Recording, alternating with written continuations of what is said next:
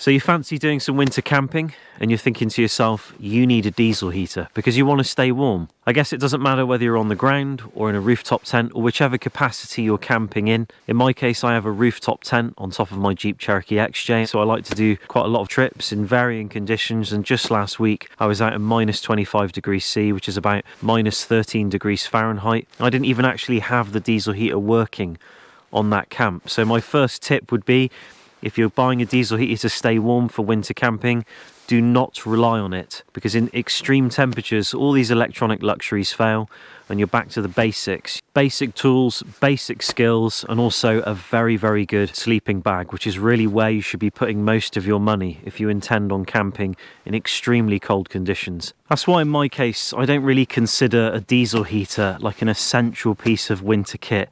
Not for keeping me warm anyway. For me, the diesel heater serves quite an important purpose. My garage isn't big enough to open up the roof tent in. So when I've been out here and there's loads of frost and condensation and moisture inside the tent, I've got no way of drying it off. Winter here is 7 months long. I can't really wait for a day to air the tent out. It just isn't going to come. And by then, there's going to be mold in the tent.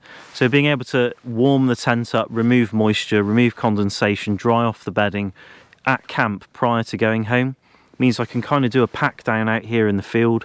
When I get back, I just park the Jeep up, take the food and the stuff out I normally bring in the house, and it's ready to go again for another adventure, and I haven't had to touch the bedding. So it's extremely useful, and I've been doing that for a couple of years now, and I haven't had any moisture yet build up in the tent, any mold or anything of the sort, so it's clearly working. But anyway, let's get into the video. So this is my diesel heater, and it's not been too unreliable. It's basically a kit that I bought and I installed in a box. It might look fancy, but if you have a look inside it, you'll see very quickly that it really is just a DIY job of whatever I had in the garage at the time. One thing you'll note is it's strapped to the back of the vehicle, and that can kind of be a safety issue, because if something goes wrong on the unit and it catches fire, it's connected to my vehicle and it's going to take the vehicle with it. So in my case, I've put quick disconnects on mine, which are 2 pins at the back that I can pull and a clip at the front just here, and the whole unit can just be launched straight off the vehicle. Now, I've never had to do that, and I really don't hope I do have to, but if you bought a diesel heater that looks like one of those old desktop PCs, then you can have it separate from the vehicle anyway, running a wire to the battery and a duct to the rooftop tent, and you really don't have to worry about anything if the unit breaks down or sort of catches fire or something goes wrong with it, because it's away from the vehicle anyway. These things rarely catch fire, but when they do, more often than not, it's the exhaust. The exhaust's too close to something, it's set it on fire. Things can go wrong, and it's just important, if you're going to build something, you want to make sure the exhaust is wrapped and armoured and away from everything. Also, if you do a custom box like this, put some vents in the top. And there's also actually a hole in the floor itself, so there's always air circulation going on. The heat can escape and it isn't building up in the box. Now, this box isn't special in any way, it's just a standard box.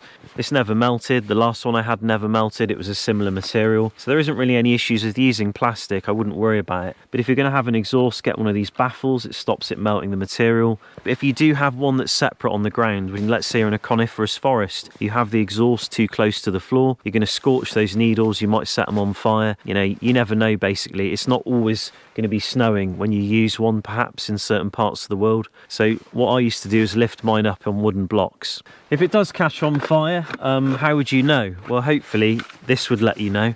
This has only ever gone off once, and it wasn't because of a fire. It's because I wrapped some new heat wrap around the exhaust. It was wet, because usually you wet it first before you wrap it round, and the steam came off of it. It filled up inside here, and the fire alarm went off. If that fire alarm wasn't there, I wouldn't have known that.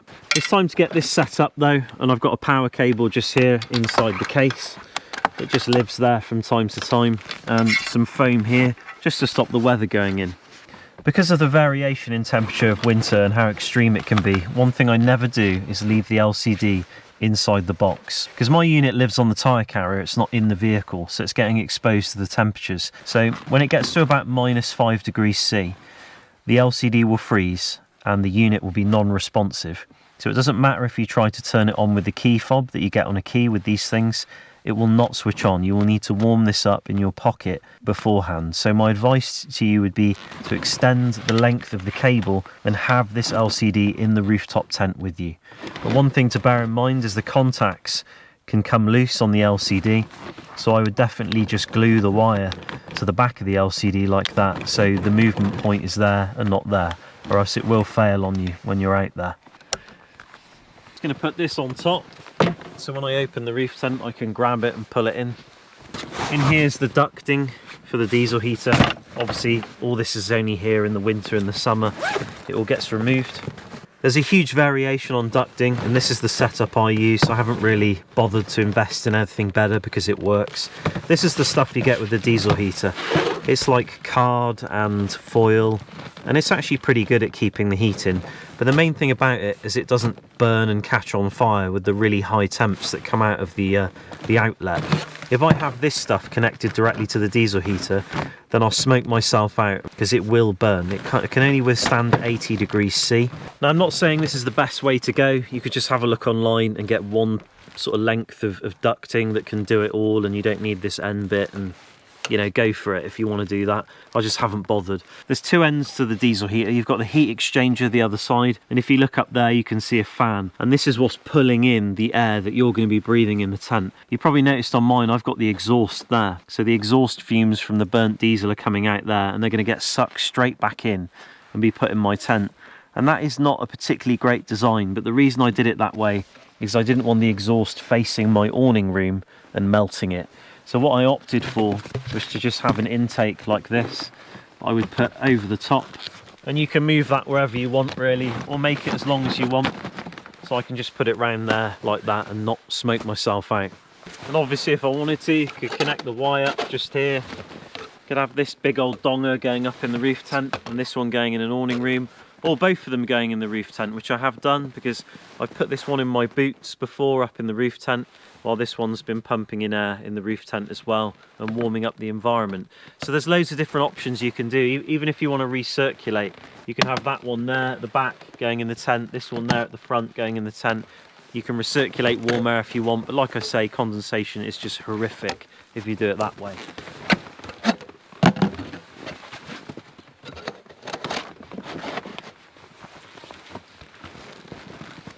Before I go up in the tent, carbon monoxide detector. I definitely recommend you have one of those. This is one with a lithium battery and that supposedly lasts 7 years, and you're meant to leave it on, but you just chuck a key, turn the switch at the back, and then it switches on. You can just chuck that in the tent, turn it off when you don't need it. Seems to do fine in the temps as well. I'll just pull the control panel and the ducting, and that's it, and that'll start pumping in some warm air hopefully. So now I'm going to plug it in, and this thing's going to pull about 120 watts. The thing just to make sure is that this is a good quality one, and sometimes I've even put a strap around the battery to keep it in, but I do intend on building something like that, because if this pops out while the diesel heater's running or loosens up, plumes of white smoke will come out the exhaust. So now I can turn this on from the fob.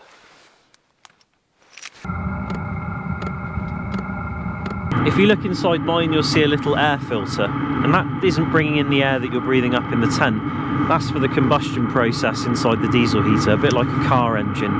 Now if you block that, or if it gets blocked, it will start to burn really rough. And if I suffocate the diesel heater by putting my glove on the filter, it's starting to burn really, really rough and blow out smoke.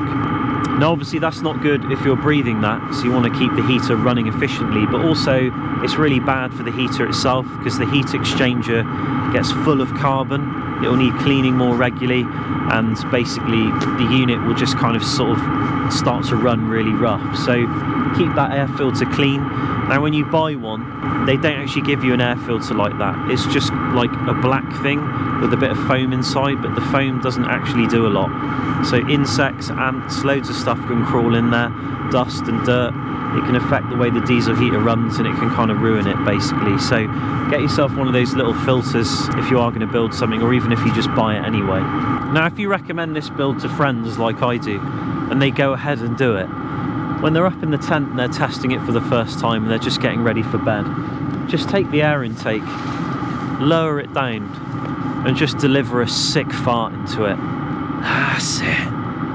You breathe deep. So I've dropped the power of the diesel heater down to about 3 Hertz, which is half power.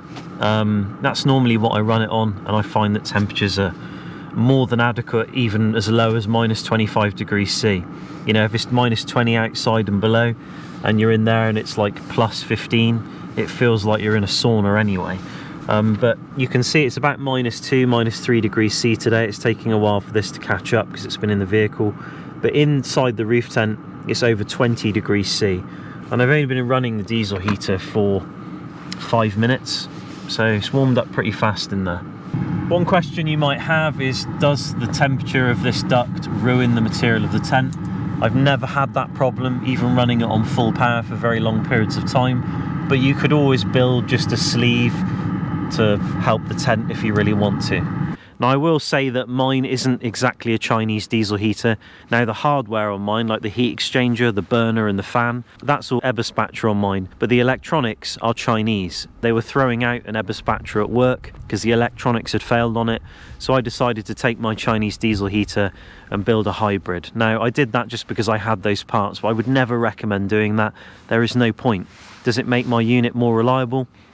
It does make it a little bit more reliable because the motor and everything else and the burner is a genuine Eberspacher unit and the quality is a bit better. But what I will say is the Chinese diesel heater units are becoming way more reliable. They're much better than they used to be.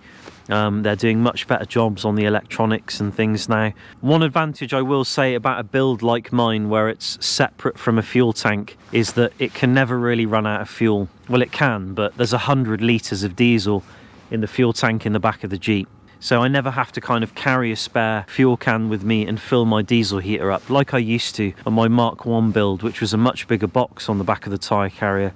Now, these diesel heaters are designed to go into a shutdown procedure if they detect voltage below 10.5 volts. So if you are using a AMG leisure battery, like a traditional car battery, the plus side of that is when that car battery drops to a certain voltage, the diesel heater will go, there's not enough power. I need to shut down, and the diesel heater will stop pumping diesel and it will go into a shutdown procedure where it cools itself down prior to switching off. Now, with a problem with a lithium battery like what I've got, like one of these solar chargers, and that's an all powers 1500 watt hour lithium battery, it can power the diesel heater for well over 20 hours, and I can use every % of that battery if I want to, which is really good. But it's also bad in a way that when you get down to that last % that the battery's got, the diesel heater doesn't know that it's on its last %, and the battery will just shut off and the diesel heater can potentially go up in flames. And this is why I don't leave it running when I'm away from the vehicle. I'm always close by and never too far away from the vehicle when the diesel heater's running. To be honest with you, it's never running anyway unless I'm up there. But it really is up to you whether you want to leave a diesel heater running whilst you're away from camp. I personally don't see the point unless you've got animals or somebody you're trying to keep warm up there. But if you are doing that, you probably need to be even more cautious, especially with animals. There are many safe diesel heater applications out there. Ones that go in the engine bay, they heat the cabin, they heat the engine. People leave them running for many, many hours before and after they go to work. So, yeah, I mean, you know, you can have safe things out there like that, but it's just the Chinese diesel heater applications are often in kit form, and you might be building it yourself, you might overlook something. You just have to use your common sense, basically. But one heavily debated topic is condensation and whether to recirculate air or pump fresh air in. Now, just as an example of pumping fresh air in, after a very short space of time in that tiny space up there, it's over 20 degrees C with the heater running on half power. And that's pumping in fresh air. And there's very little humidity up there. It's bone dry. So recirculating air, are you really going to want to do that and have that much more condensation? I don't know. I mean, personally, on my experience, when you recirculate air up in these tents, it gets super moist up there and not in a good way. If you want it super hot up there, like 25-30 degrees C, then, you know, maybe recirculating air will get you that, because, you know, thermally it's going to be more efficient. You know, you're recycling the hot air and putting it back in again. But personally, I don't need it that warm up there, and I just prefer it to be a bit drier. So just, you know, try it for yourself, see how it goes. And the last point I want to make is about open fires and smoke drifting near the intake of the diesel heater. Let's say I had a fire just here and wind changes direction and all the smoke goes towards my tent and it starts going into the intake of the diesel heater. I'm pumping it in my tent. It's a small space. the smoke's not leaving so easily, so it's like concentrating up there, and I start coughing and choking. You know, it's a dangerous thing. Again, this is why I don't like leaving the diesel heater on at night. I don't really sleep well with it at all. So make sure fires are out before you go to bed, and then you don't run the risk of pumping smoke in the tent. Or if the fire's far away, it's probably not an issue, but it's just a safety thing, you know. But that really brings me to the end of the video, and kind of all the advice I can offer on diesel heaters just from personal experience. I've probably missed something because these videos are just off the top of my head. You know, I've just kind of come out here and I'm just kind of telling you what I've experienced personally with my setup over the years of using it in the winter. I've probably only used a diesel heater for about 5 years. You know, I'm not that experienced on it, but I suppose I'm out on a weekly basis doing these kind of trips, and you know, it racks up pretty quick over time, you know, and you make a lot of mistakes and you learn from them. But what I will say is they've come a long way in 5 years since I've been mucking around with them. You get ones now that can actually have heat exchangers in that heat water. So potentially you could have hot water while you're out here if you rigged up some piping with the diesel heater and built some sort of kit in your vehicle. So you know, that's obviously a pretty cool thing as well. I think the only issue would be the water freezing in the heat exchanger in very, very harsh conditions if you weren't able to drain it out yourself. So, you know, there might be that kind of issue, and maybe it's best to keep it simple. Now, I'm not affiliated with any diesel heater companies or builds in this video. I'm just saying that when you look online now, you see some pretty nice looking builds that are pre-done. And if you do look at mine and you're thinking, what the hell is all that red silicone? An important thing to note is if you do a kit yourself, what can start to happen is if the exhaust leaks inside the box, the cracks in the box of the diesel heater, all the seams and the way it's connected together, it's not airtight, and it will pull air from inside the box and put it in your tent.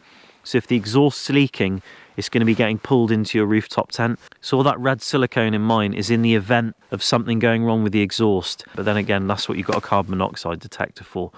But anyway, I've talked enough. I hope this video has been helpful for you. Thanks for watching. Any tips for me or anyone else, leave them in the description below. And I'll see you very soon in another one. Take care.